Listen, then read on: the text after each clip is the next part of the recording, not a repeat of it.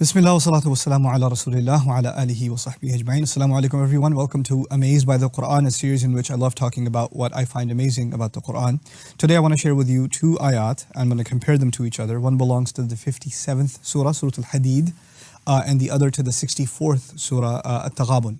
Both of them are very similar in their subject matter, so I'll read through them first. ما أصاب من مصيبة في الأرض ولا في أنفسكم إلا في كتاب من قبل أن نبرأها إن ذلك على الله يسير. There is not a single calamity of any kind that ever strikes you in the earth nor inside of yourselves, except that it is in a book that we have already declared it in. That is certainly easy for Allah to do. That's Hadid. No calamity will strike you in the earth nor deep inside yourself, except that it's already been written down, and Allah, it's easy for Allah.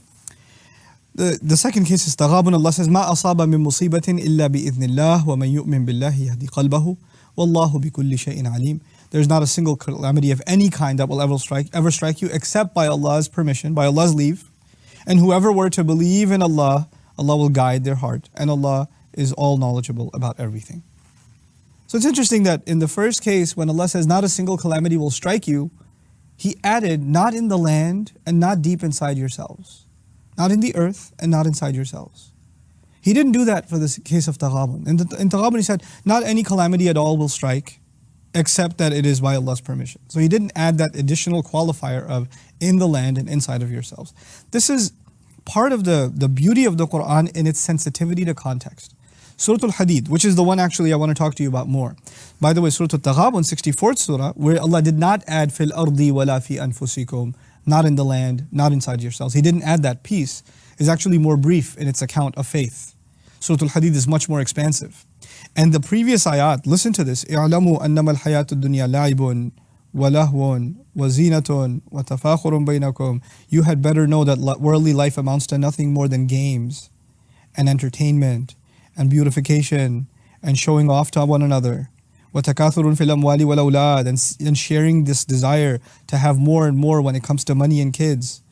كَمَثَلِ غَيْثٍ أَعْجَبَ الْكُفَّارَ نَبَاتُهُ, like perfect rain that the farmer who planted the seed is impressed with. ثُمَّ يَهِيجُ, then it matures. فَتَرَاهُ مُصْفَرًّا, and you'll see it turn yellow. ثُمَّ يَكُونُ حُطَامًا, then it'll turn into crust, it'll be completely destroyed. This entire parable, and then after that, not a single calamity will strike you in the earth nor inside of yourselves. Now appreciate the beauty of that. Allah talked about what you like inside yourselves, which is what? Games, entertainment, beautification, showing off to each other, getting more and more in terms of money, isn't it? Stuff you have inside yourselves. And then you were compared to the earth.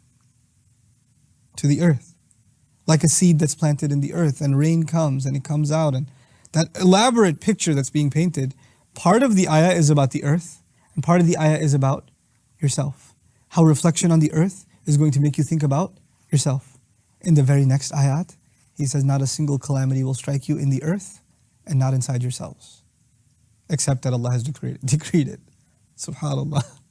Like how beautifully the expressions are captured in the Quran and how they flow. You know, something is triggered in your mind, you're thinking about it, and Allah recaptures it in your mind just from these little expressions. This was the place to say it. There is no parable, there's no analogy in Surah Al-Taghabun. There's no discussion about what's going on deep inside of yourselves. That's not the conversation there. So He didn't mention it, subhanAllah. May Allah Azza wa Jal again help us appreciate the beauty, the perfection, the majesty of this divine word. And may Allah Azza wa Jal enlighten our hearts and our very beings with it. Barakallahu li wa lakum. Wassalamu alaikum wa rahmatullahi wa barakatuh.